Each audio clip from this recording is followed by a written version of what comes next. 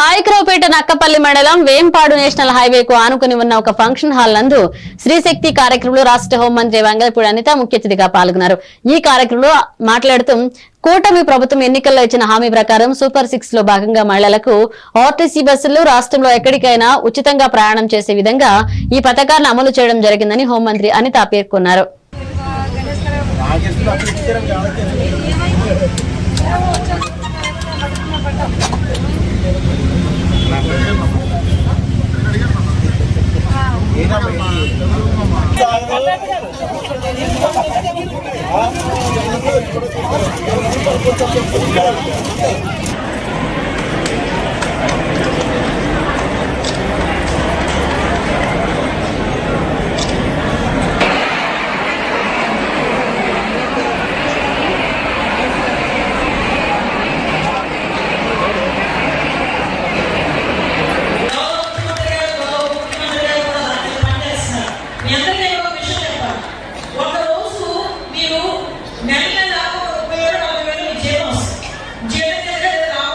వ్యాపారం పరంగా అదే రూపంలోనే అందిస్తాం.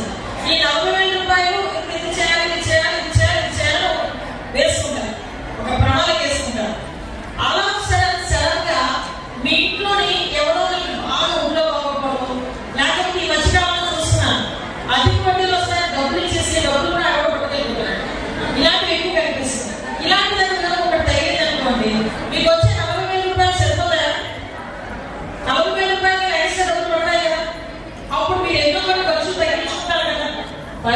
ఆర్థిక పరిస్థితులు అలాగే ఉంది.